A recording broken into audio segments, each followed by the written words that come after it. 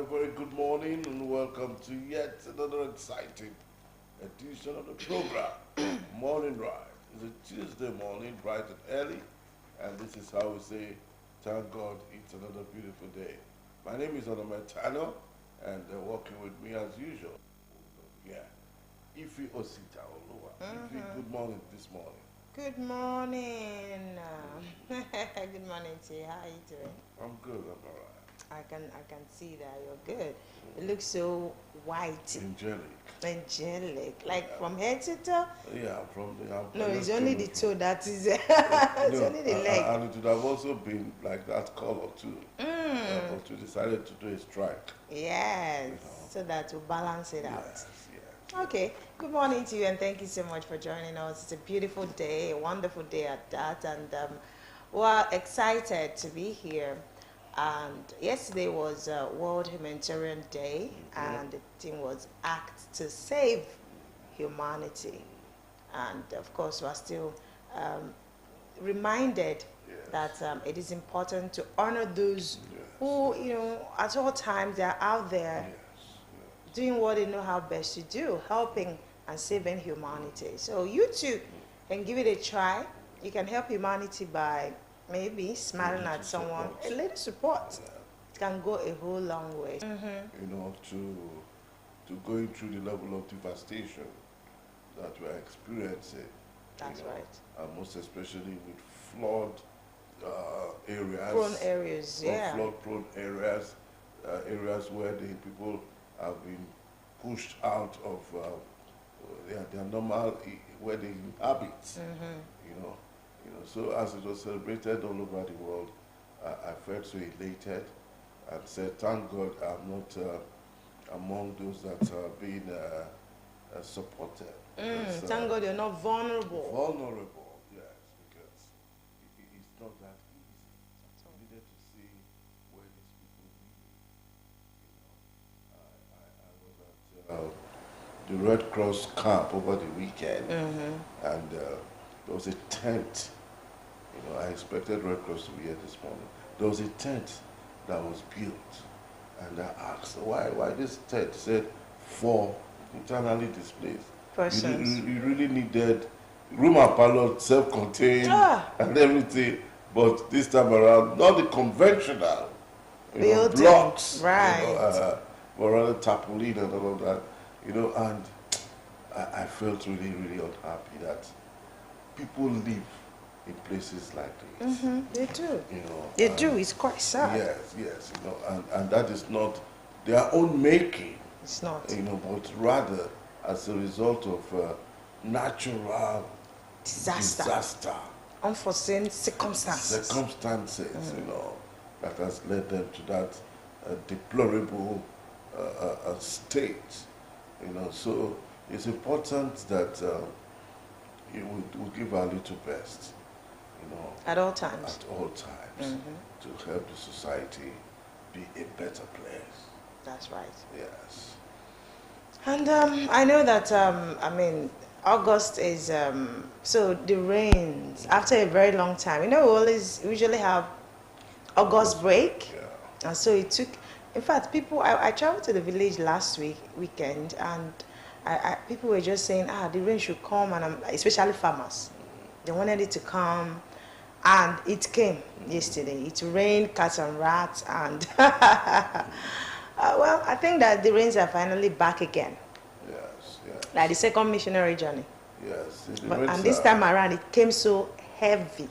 Like, we need to take precautionary. It was less than 2 weeks. Was break actually in the month of August. In the month of August, yes. And I know from now till about September, the whole of September. October even. And I'm afraid it might even enter November or even December. Well, no, it doesn't. I pray the whole of October is dry. Oh really? Why? Yeah, because this is a season where people can do events. Oh my God. Marriages, they fix their traditional... Event host, the stocking. Yeah, and events are usually our months. That's why we have halls now. That's why we have halls. So if you cannot do it in an open field. You can just rent a hall, just that the halls are not very pricey. So that's where the fear comes in. You know, so a lot of people rather want to Even say, the canopies are not that cheap anymore. but at least, to a very great extent, it's fair. you know, at least you can get at pump price, rock bottom price. Right. You know, so that you guide against the very humongous. 100, that's the cheapest you can get, even. You know, also put it into consideration the economy. The economy. Because as a young man and a young lady who want to probably go into the north, you know, where you put in 700,000 there, for just hall, though. Only hall. You've not talked about decoration, no.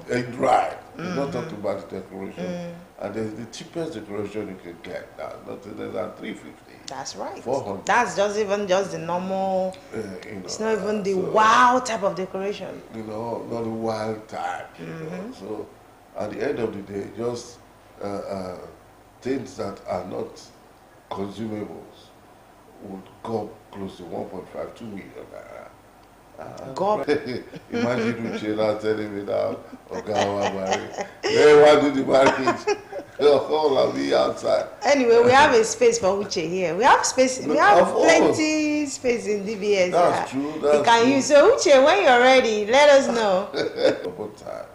That's and, it. Let's keep our lives moving properly. That's it. So we'll take a break now. And when we come back, issues are trending both from the dailies and from the other.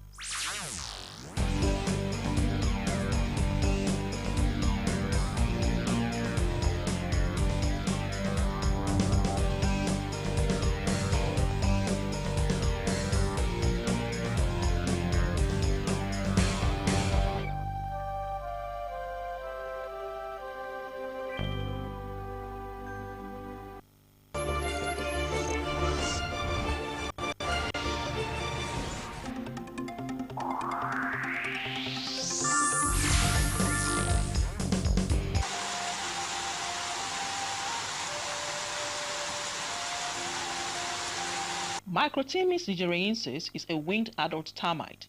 It is a eusocial insect with a typical colony containing nymphs consisting of semi-matured young workers, soldiers, and the reproductive alates. The alates are the winged, fully developed adults of the termite that are commonly caught and consumed. This winged termite is known locally in various parts of Nigeria by different names such as Aku or Akumbe in Igbo, Shinj or Kiye in Hausa, and Esusu in Yoruba.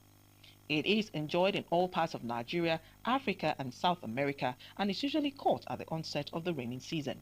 Early in the raining season, the alates fly off from their nets in large numbers in their nuptial flight. During the flight, pairs of male and female alates isolate themselves from others and fall to the ground. Their wings break off, and each pair goes its own way to form a nest in a suitable spot where they become potential kings and queens.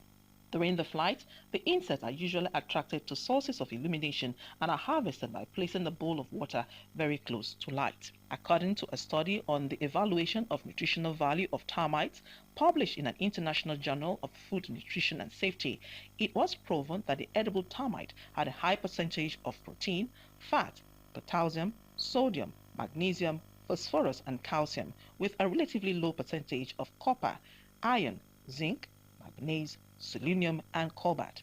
It was also said to be rich in vitamins A and C. The flying edible termites can be roasted, fried, or even chewed raw, and are also used as a condiment in dishes. They can also be eaten as a snack. For those that eat the flying edible termite, having it is always a delightful treat. We call it akumbe in Igbo language. With anything, but it's best with palm wine because it's African food, it's natural.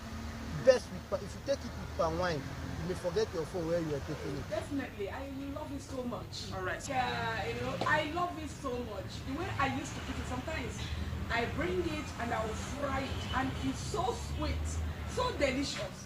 So I love it. In fact, I love it. If I want to eat it, I will bring something like stout. When I keep it by my side, then I collect small and put inside my mouth. Then I will drink my stout. There's protein anyway. So it's more proteinous than meat. Yes. It's more nutritious than meat. Yes. So and basically you see it on rainy season. I love it when you fry it, and it's very tasty. I love it so much. Nourish your body, make you look good and smart. Take it home. There's a way you see that the what's called the feather. I think you don't use any other thing to fry it. Just put into the tree, dry tree. Start turning, add salt, yes. Just turn it. In a while, you know it's dry. The salt, it has a natural salt, and added to the small, you have. You can eat it with maybe something like rice. Yes, on top of it, when you fry, you serve it separate on the plate. Yes, when you serve your fried rice or chilled rice, then as you are taking it, you can take it. It's very delicious. Take it with a drink like coffee. Yeah.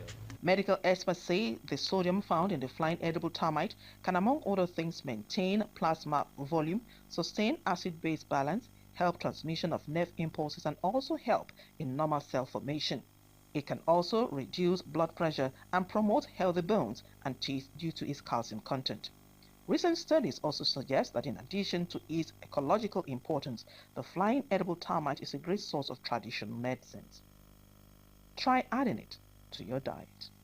Favor Kafo reporting.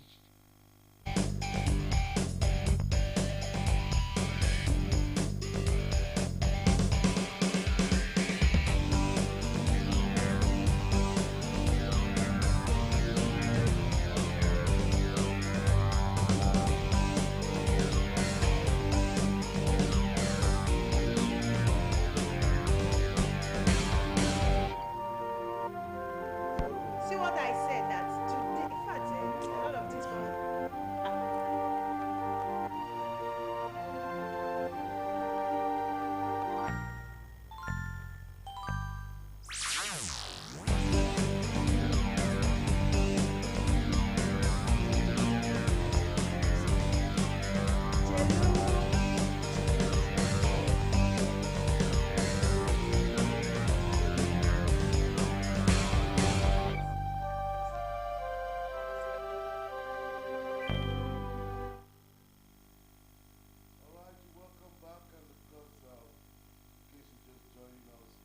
This edition of the program Morning Ride, today being the 20th day in the month of August.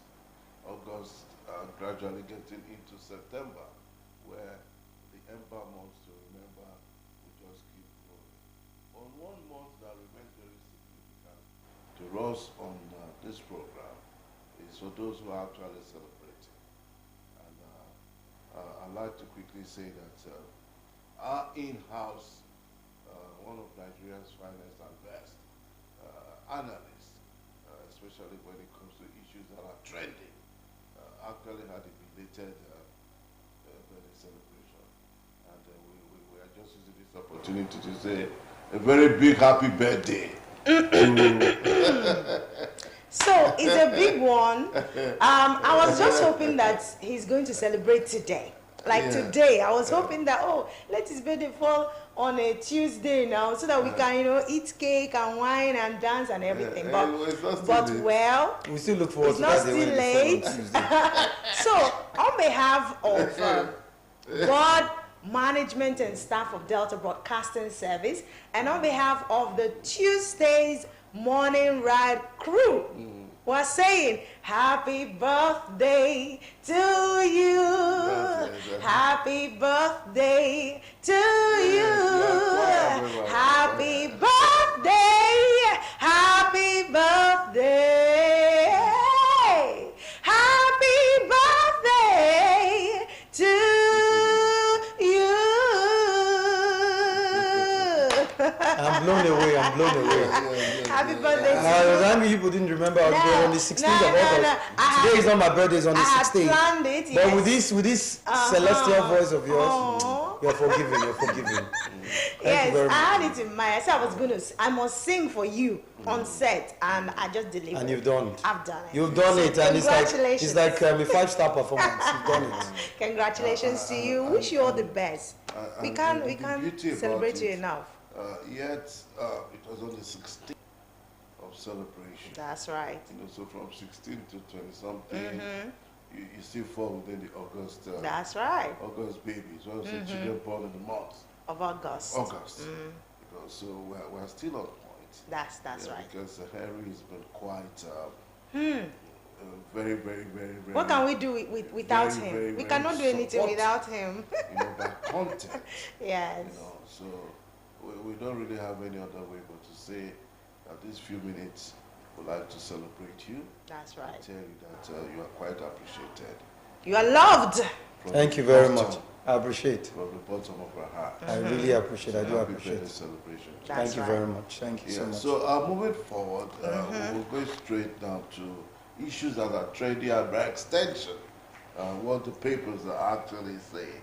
And myself and Henry got into a conversation before we got into the set that the Chinese firms that are actually giving us issues now, they are more like Shylock, and there are two stories to that. We see the former governor of Ogun State coming up to say that the Chinese firms shouldn't be taken seriously, while on the counterpart of it, our own celebrated Patu Tommy is also saying that he was shortchanged, in the imbroglio.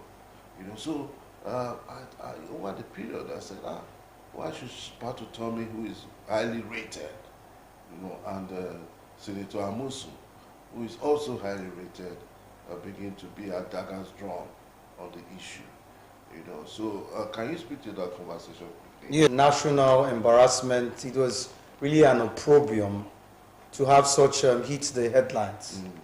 I say it's a national embarrassment. It must have happened in Ogun State, whatever the contractual agreement was. But by extension, it was a slap on the face of Nigerian sovereignty.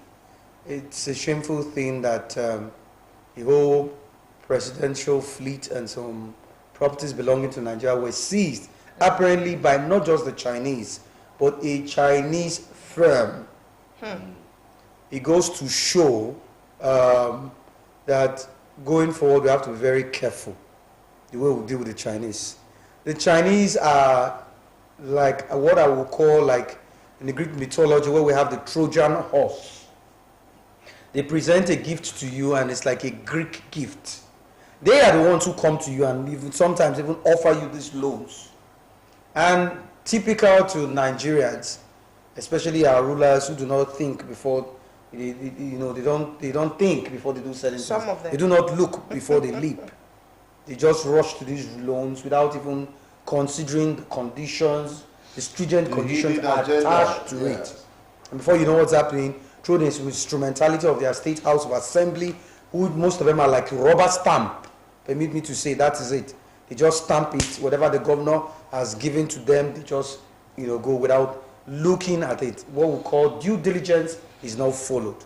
And that was exactly what is, going on, and it's bringing, this back and forth. And you can imagine even all the courts, it's even a slap in our judiciary, because even all the courts could not even adjudicate on this matter. It has to be taken outside the shores of this country, in the French court, where it was finally decided that because of breach of terms of contract, those presidential fleets belonging to Nigeria should be seized by the Chinese. But we just heard, even in the papers, we discovered that they said they've released one, and Nigeria, reporting that the president was even on board one of the fleet to France. But I think those ones are just means to save face.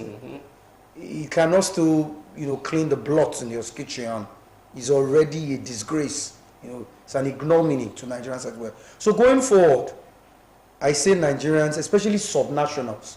And when I mean subnationals, I mean the states, because this involved the Ogun State government, should be careful in dealing or signing any contract, MOU, or treaty with any foreign country or investor. In doing so, due diligence should be taken into cognizance, and the relevant, ministries, like the foreign affairs ministries and the rest of them, should be taken into account, even that of the federal government. You don't just sign those bilateral trade agreements because you just want to. What was the essence? You wanted to have a free zone, as the case may be, in an economic free zone. At the end of the day, they said, according to Amosun and Benga, we were saying, they discovered it was a scam, and they had to pull out of the agreement. But that would be like, closing the stable doors after the goats are bolted away. And you cannot chase the black billy goat when it's already dark. So why did you not do due diligence before signing, before putting pen to paper? Because in real contractual terms, if you've already put pen to paper, you've signed the dotted lines, and you pull out of such contractual agreement, it behoves on you, onus is on you that you've already broken. You've reneged on your agreement. So if we need to look at this matter, the federal government need to look into this matter critically with the eagle's eye to see the terms of conditions of this contract, and find a way to get out of it. Let it not be like the case of the PIND, imbroglio that Nigeria was able to get out of after a number of years. It took a long years of legal battle for Nigeria to be able to win that case in the PIND case. So it's a national embarrassment, I must say, and we hope it doesn't happen again. And the only way it cannot happen again is due diligence before you enter into any contract, whether with the Chinese, whether with any foreign nationality, because at the end of the day, it impugns on the sovereignty of Nigeria. Nobody's really talking about the Ogun State government because by extension is Nigeria. The fleet that was seized is the Nigerian fleet. So it's a shameful thing. I just see those issues coming up on the front pages. It even appeared in today's papers that the president flew in one of those presidential fleets to France. It's just to save face. The damage has been done. This is just damage control. Moving forward by extension of a rejoinder to this question, or rather this debate, Rodigo, between Patrick Utomi, whose side is Patrick Utomi? No, Patrick Utomi part of the Chinese? No, I don't think so. If you look at it, what he was trying to say, with due respect to him, was that the professor was trying to say the terms of contract, like I've just tried to explain to you. If the Ogun State government had done due diligence, they wouldn't say, okay, we later discovered that it was scam, we pulled out of it. It was like, you pulled out of this agreement that you've already signed, and you put us in this quagmire, the Chinese government. It's normal, like I told you. I can remember my teacher always telling me, don't go and sign your death warrant. Be careful what you sign. Yes. Don't be in a hurry. Don't say, this thing is too long. It's just like most of us now on the phone now. They'll see terms and conditions, agreements. You don't want to read because, of course. Quick, it's too lengthy sometimes. And there are so many hidden things there. So don't be in a hurry. Go through it. We call it due diligence in law. If you don't do due diligence, anything you see, you take it. And that's exactly what's happening. They found themselves in the middle of the Red Sea. To go back, it was a problem. And see how they can save Nigeria from more embarrassment. That's right. Okay, so we'll go straight into the papers right away. And we'll start with the Pointer newspaper. A couple of stories here. Delta State government stops illegal entry into technical colleges. Says modern houses to open September 15th.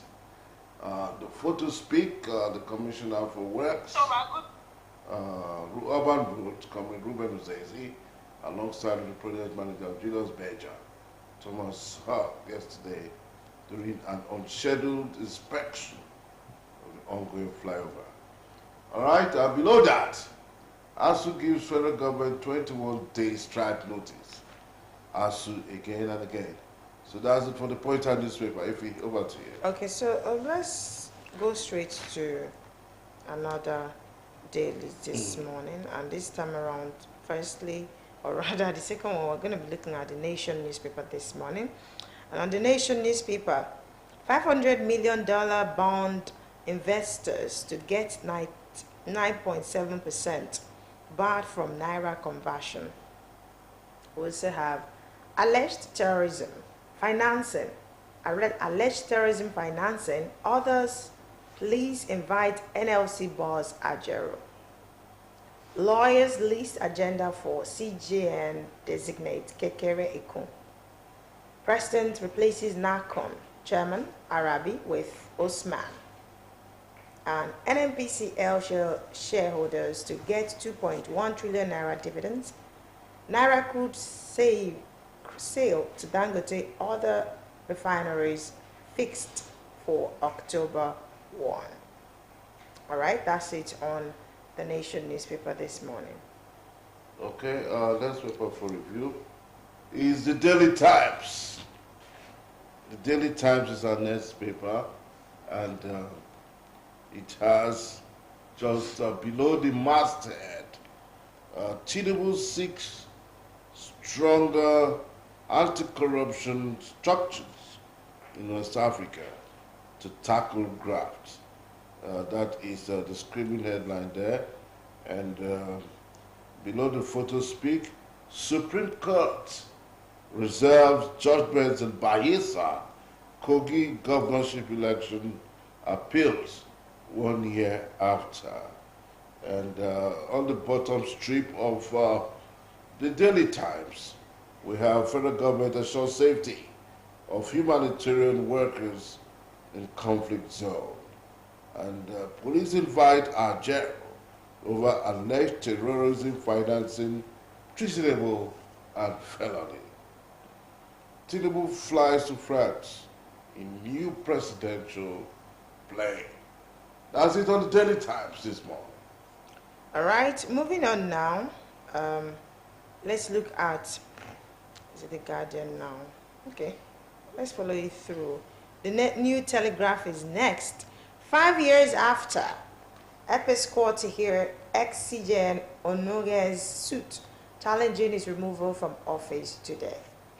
We have NNPCL post record 3.3 and analyst inflation to fall further to 33.2% this August. Looking forward to that. All right, that's it on the New Telegraph. The Vanguard is our next port of call. The Vanguard newspaper has above the masthead, police invite NLC president over terrorism financing, treasonable felony. And that's above the masthead. We also have above that, how I am winning war against corruption. That statement is credited to Bola Ahmed. October 1st. Statement is credited to the minister there, Minister Edu. And below the photo speak, below the masthead, TSA, that is, demands 50% of aviation agencies' revenue.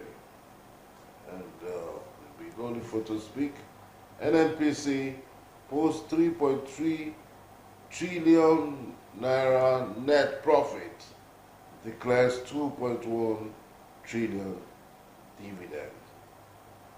PSG out of pullouts of Osimhen race.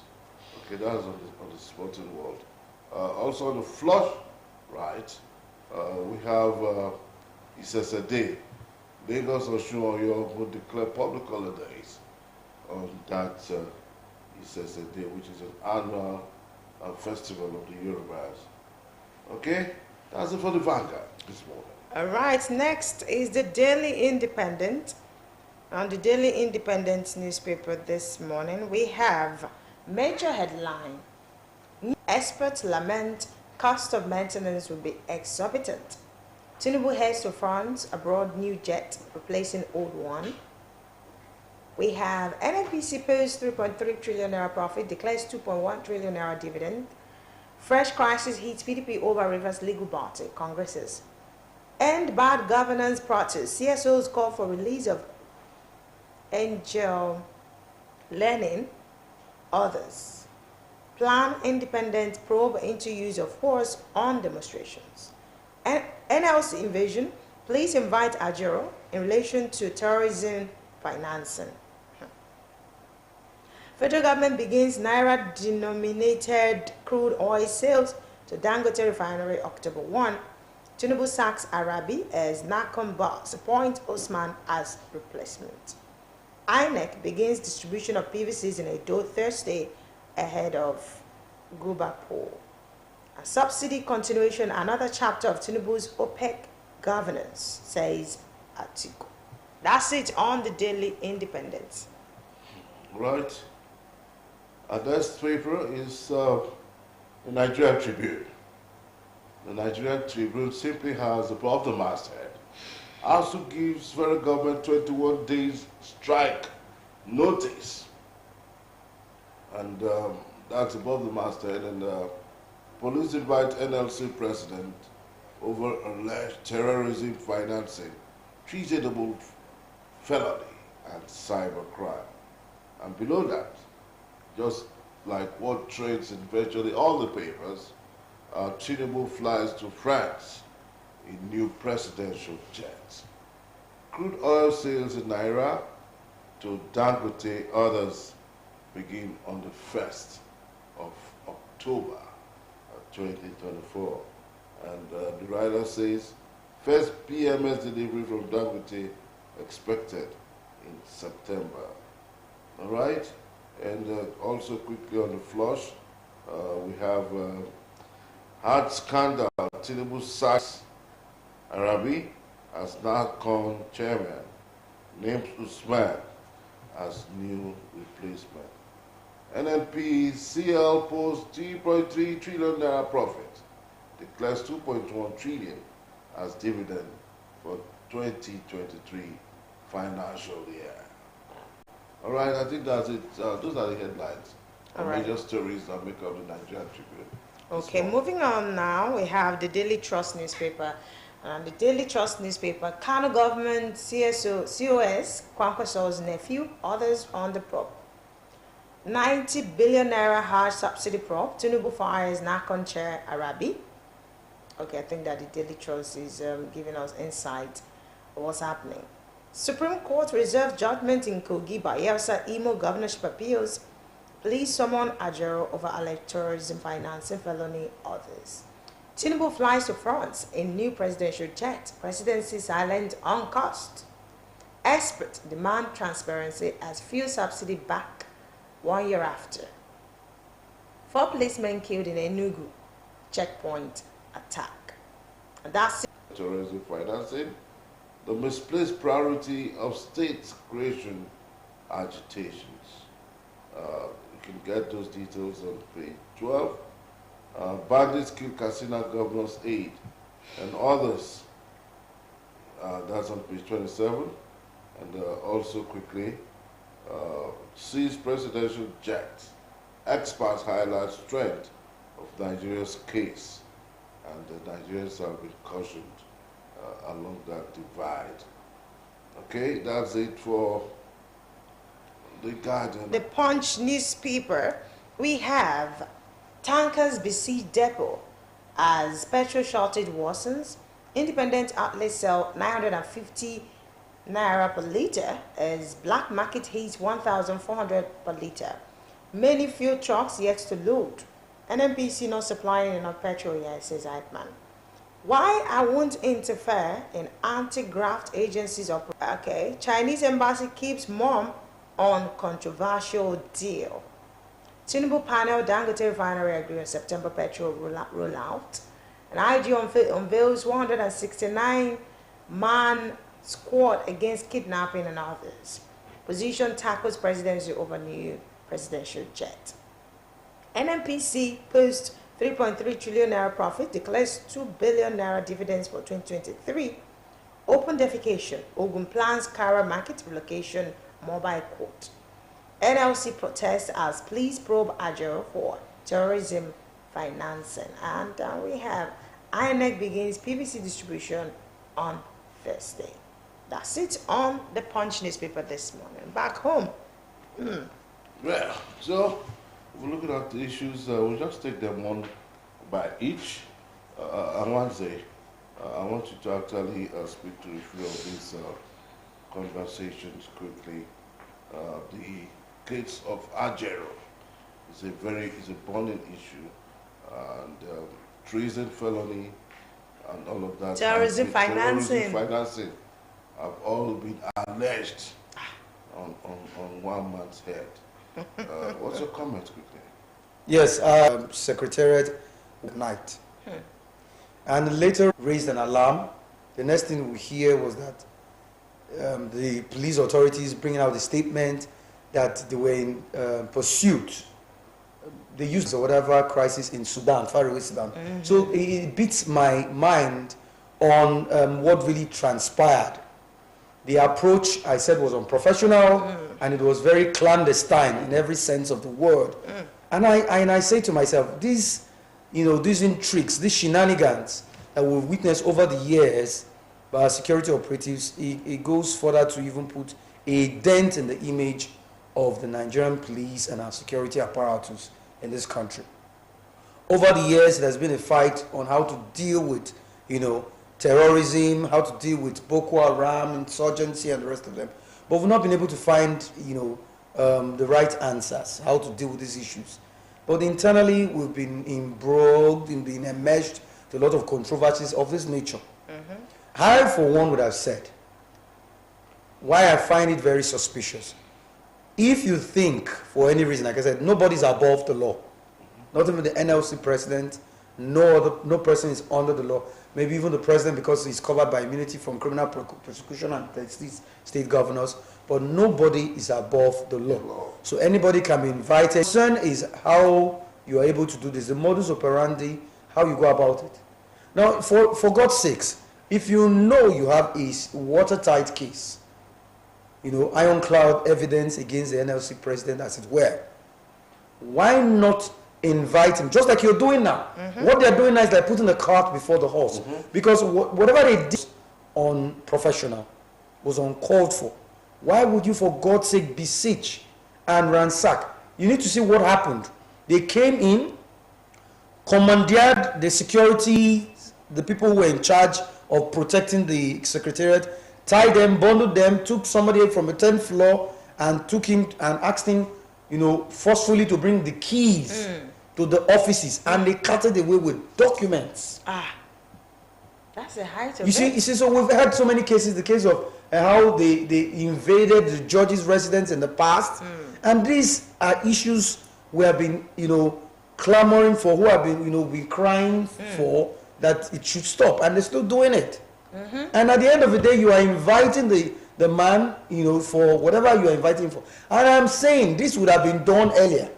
If you had every reason to do that, like I said, if he doesn't call or respond to the invitation, you cannot issue an arrest warrant. That is the process it's supposed to go, not the one of invading a residence. So this kind of energy of this intelligence to fighting Boko Haram insurgency, to fighting, insurgency in all levels. Kidnapping, as the case may be. So I find it very embarrassing. I find it very, very suspicious, and I'm very curious how this thing could be. However, Do you However, think that this is not in connection with the agitation that is still ongoing? the minimum wage stuff. Right. I wouldn't know. I wouldn't want to come to that conclusion. But what we are still saying is very laughable. Very laughable, because we've had cases in the past where we talk about terrorism financing. It's part of the reason we talk about this issue of Boko Haram and the rest of them. At some point during the Buhari administration, we had a point that they've discovered some sponsors of terrorism. I don't know if you remember that. Right. And we said, oh, very good. They named them. Name and shame them. Let's get them arrested, prosecute them. What happened? That's how the thing went through the wind. It dissipated through the wind. And now we are here again. And like you said, now just like you said, minimum wage implementation, Delta State hasn't. If you look at today's paper, you will see that Delta State government has not. So the news we heard. That is about only 7 states. I challenge them to come and prove it to us that Delta State government has set up. That is what is. Another is for the state government to domesticate it by setting up a minimum wage implementation committee to work out the modalities, to work out the template, and how to, the consequential increase, for grade level 1, step 1 to 16 as the case may be. That has not been done by Delta State government. That has not been done by many state government. And so far so good. Lagos and Edo State has been the only state. Probably we're going to discuss that. Right. We are talking about arresting the NLC president, him, and even arresting some, because the allegations that they've arrested some of them are cutting away some documents, all in the name of financing.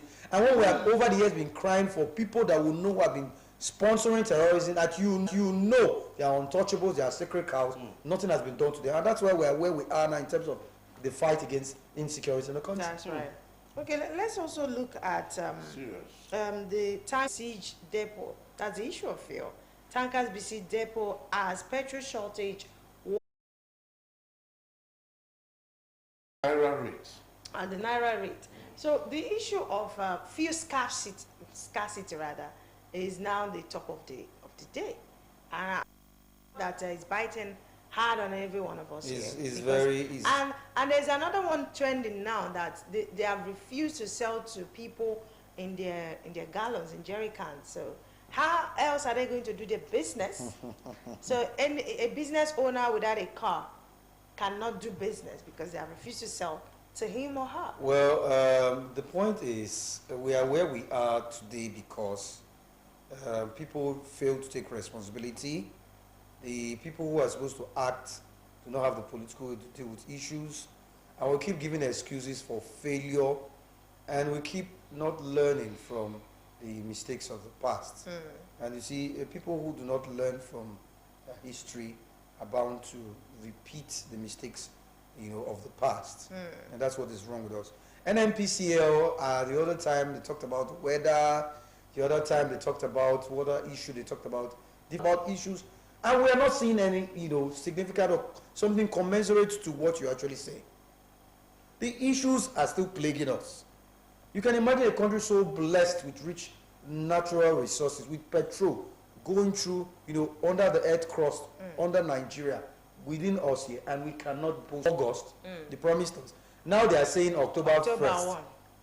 So many discordant tones, so cacophony of noise here and there. We don't even know what is going on, and the people are suffering. It is you and I that are suffering.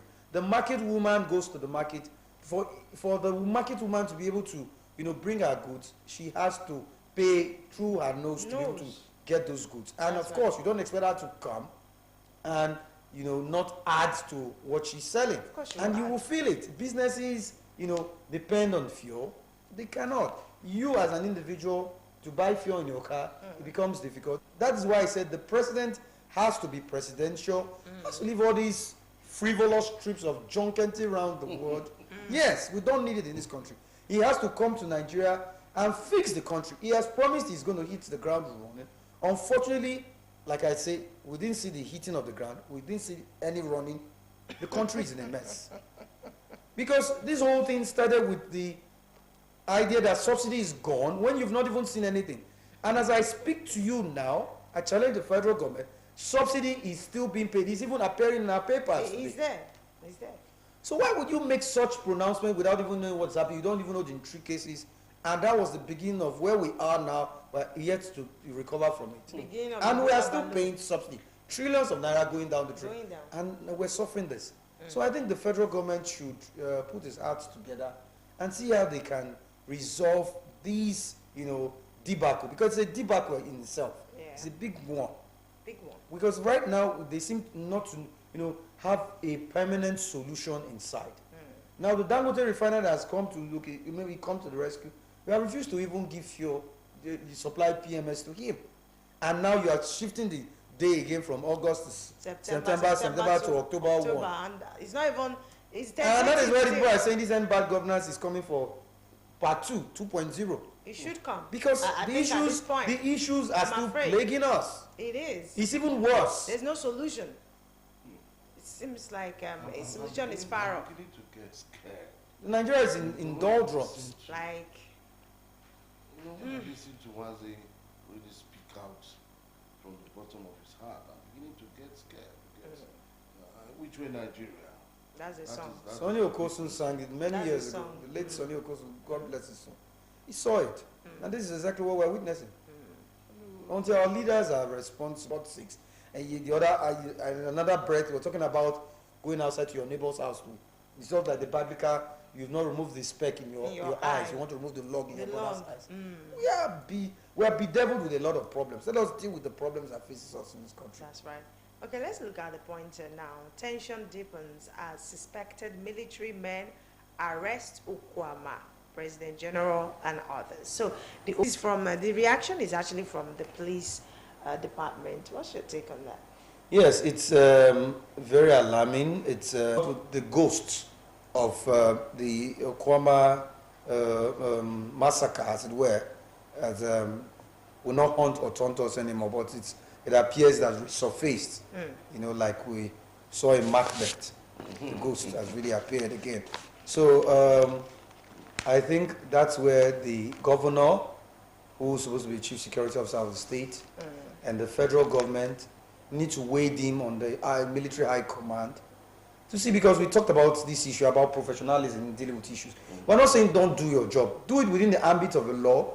For God's sake, this is a democratic setting. We do not see and just swoop in and begin to shoot and kill like we saw in OD and in Zaki Biam, and even in Okwama, where people were displaced from their homes and people killed.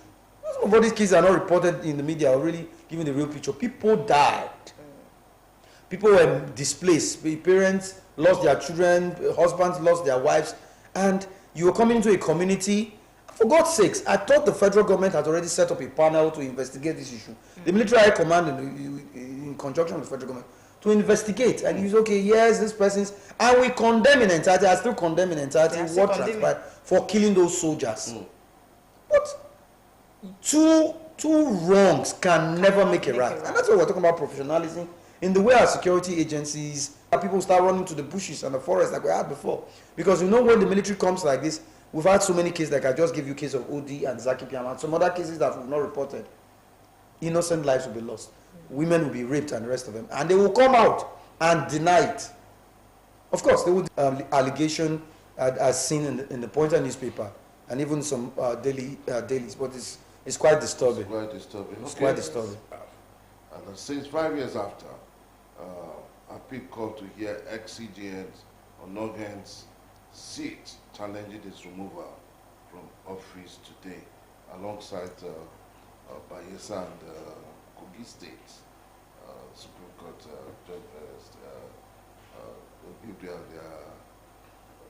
their election. Yes. I think there's nothing unusual in these cases. It's normal.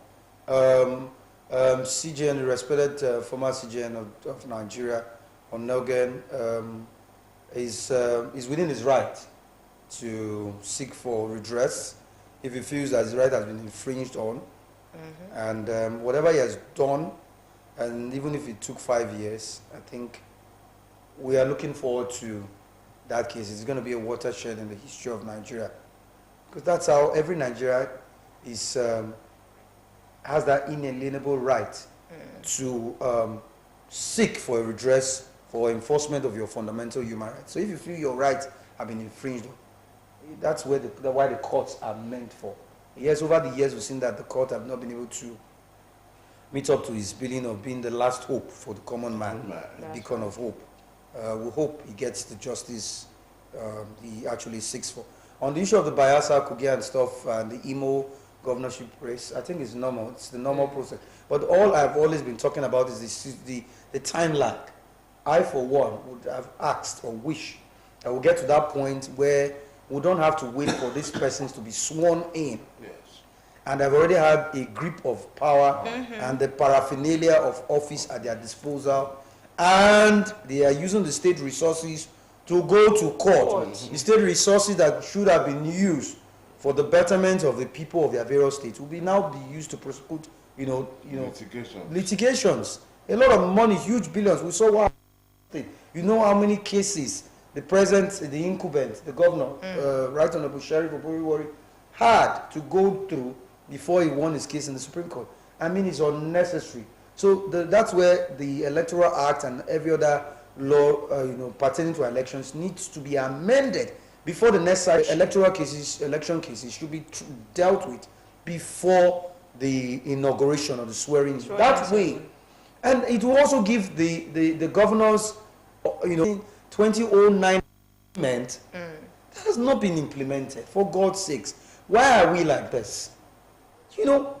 At the end of the day, you keep blaming these people for going on strike and they're trying. What they're doing now is within the ambit of the law. They're trying to give the federal government 21-day notice, and they will not act now until when it is getting close, and they will begin to do this emotional blackmail through the media and the rest of them that ASU is being stuff. We should get past this stage of not reneging on agreements.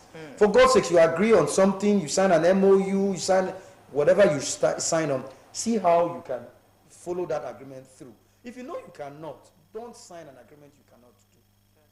Now imagine our children now are going to be out there, thrown away from the schools and back home, doing what? Exposing them to crime and other vices. And they're going to lose the number of years. They're supposed to stay in school. Like somebody was just making a joke. As an undergraduate, you can't really say for sure that this is my year of graduation. I know where I entered school. I knew when I entered, but when I was going to come out, I didn't know. And for the strike, I had about 2 or so strikes. And at the end of the day, it affected the academic calendar. And at the end of the day, like, it keeps going to say what we say.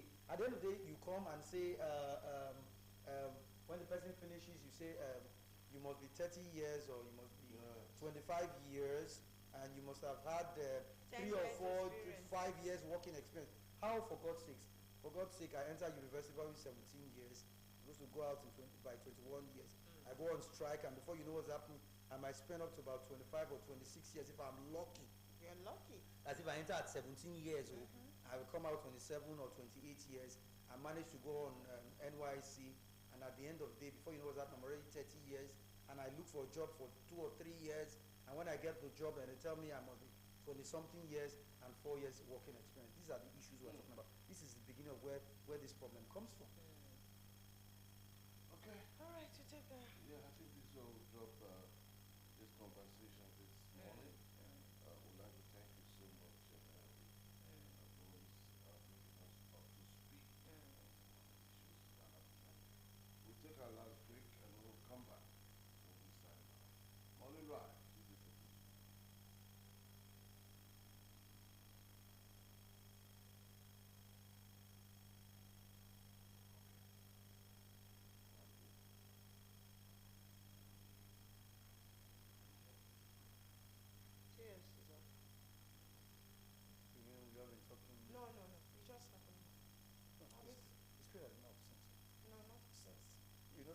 Like 5 minutes. Like 2 minutes.